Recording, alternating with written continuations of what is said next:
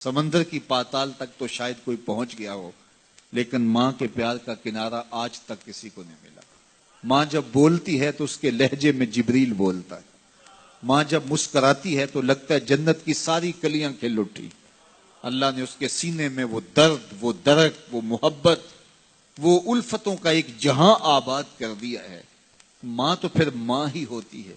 اس کے سینے میں رکھا ہوا پیار تو ایک عجیب کائنات ہے، تڑپتی ہوئی ممتا ایک الگ ہی جہان ہے۔ کبھی آپ نے دیکھا ہو کہ بچہ گھر سے نکلتا ہے، دنیا کی بڑی بڑی دانشگاہوں میں اس کا انتظار ہو رہا ہوتا ہے، لوگوں کو عقل و بینش سکھانے جا رہا ہوتا ہے، اس کی ایک ایک بات کو لوگ موتیوں کی طرح جھولیوں میں ڈالتے ہیں، اور دنیا کی دانشگاہوں میں، یونیورسٹیوں میں اور درسگاہوں میں لوگ اس کے موتیوں جیسے جملے سننے کے لیے بےتاب ہوتے ہیں کہ یہ عقل و بینش کا مرکہ ہے، یہ فہم و ادراک کا پہاڑ ہے، اس کی باتیں زندگی گزارنے کا گر سکھاتی ہیں، تو لوگ سیکھنے کے لیے جمع ہوتے ہیں۔ لیکن وہ شخص جب گھر سے نکلتا ہے تو ماں کتنے بھولے انداز میں کہتی ہے، پتر ذرا سڑک دھیان سے عبور کرنا۔ جو دنیا کو عقل و بینش کا سبق سکھانے جا رہا ہے، اس کو یہ بھی نہیں پتا کہ سڑک کیسے عبور کرنی ہے۔ لیکن ماں کے پیار کا روپ ہے، یہ ماں کی محبت کا تیور ہے، یہ اس کی الفت کے رنگ ہیں۔ اور جب تک بچہ گھر پلٹ نہیں آتا، بیٹا واپس نہیں پہنچ جاتا، ماں کے دل میں کھٹکا رہتا ہے اور وسواس میں رہتی ہے، اور بیٹے کے لیے دعائیں مانگتی رہتی ہے کہ میرا بیٹا خیر سے گھر پلٹ آئے۔ ماں کے سینے میں اتنا پیار کیوں ہے؟ دکھ جھیل لیتی ہے، تکلیفیں گوارا کر لیتی ہے۔ غریب مائیں تو بیٹوں اور بیٹیوں کا پیٹ پالنے کے لیے کسی کے گھر کے برتن بھی مانجنے پڑیں تو اس سے بھی گریز نہیں کرتی، تکلیفیں سہ لیتی ہیں، اذیتیں گوارا کر لیتی ہیں، لوگوں کی غلامیاں قبول کر لیتی ہیں۔ مائیں اپنی اولاد کے لیے کیا کچھ نہیں کرتی۔ ماں کو اپنی اولاد سے اتنا پیار کیوں ہے؟ ایک ہی جواب ہے، اس لیے کہ ماں نے اولاد کو جنم دیا ہے۔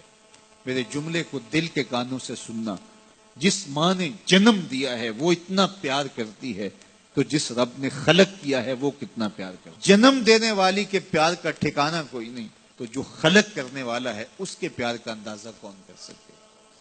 تو ماں گوارا نہیں کرتی کہ میرا بیٹا بھوکا رہے، تکلیف میں رہے، بیٹا بھوک میں تڑپے تو ماں بے چین ہو جاتی ہے۔ تو جو 70 ماؤں سے زیادہ پیار کرتا ہے، اس نے کیسے گوارا کر لیا کہ میرا بندہ بھوکا رہے؟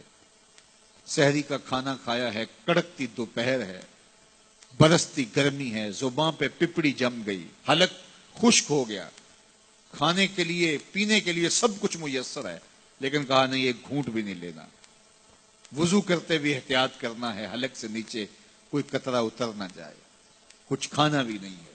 70 ماؤں سے زیادہ پیار کرنے والے رب نے یہ کیسے گوارا کر لیا؟ اس مسئلے کو سمجھنے کے لیے پھر دوبارہ ماں کی آغوش میں آنا پڑے گا۔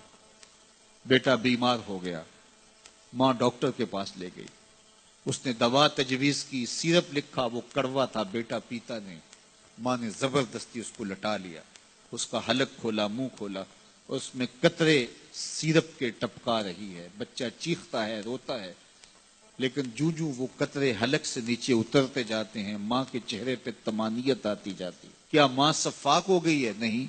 ماں کی ممتا چھن گئی؟ نہیں۔ وہ جو بیٹے کی آنکھ میں آنسو نہیں دیکھ سکتی تھی، وہ تڑپتے ہوئے بچے کو دیکھ کے مطمئن کیوں ہے؟ کیا ماں کی ممتا رخصت ہوگی؟ جواب نہیں۔ تو پھر کیوں ماں اتنی خوش ہے؟ کہا بیٹا نہیں جانتا، ماں جانتی ہے، چند لمحوں کی تکلیف ہے، کچھ لہجوں کی کڑواہٹ اور تلخی ہے، لیکن یہ سیرپ جب معدے میں اترے گا تو نتیجہ شفا کی صورت میں برآمد ہوگا۔ ماں کی نگاہ اس کڑوے سیرپ پہ نہیں، ماں کی نگاہ نتیجے پہ ہے۔ کہا 70 ماؤں سے زیادہ پیار کرنے والا رب تمہیں بہت پیار کرتا ہے، لیکن بھوک اور پیاس اس لیے گوارا کروائی جا رہی ہے لعلکم تتقون، اس کا نتیجہ تقوی کی صورت میں برآمد ہوگا۔ تمہیں اتقاء کی دولت ملے گی، تم تقوی کا نور پالو گے۔ اس لیے یہ مہینہ ایک موقع ہے، ایک فرصت ہے، ہم اس فرصت کو غنیمت جانیں اور اپنے نفس کو قابو میں کریں۔ روزہ ہمیں بہت کچھ سکھاتا ہے، اس سے وہ سب کچھ سیکھیں اور اپنے من کو سنوارنے کی کوشش کریں، تو جب ہم تقوی کی دولت پالیں گے تو روزے کا مقصود حاصل ہو جائے گا۔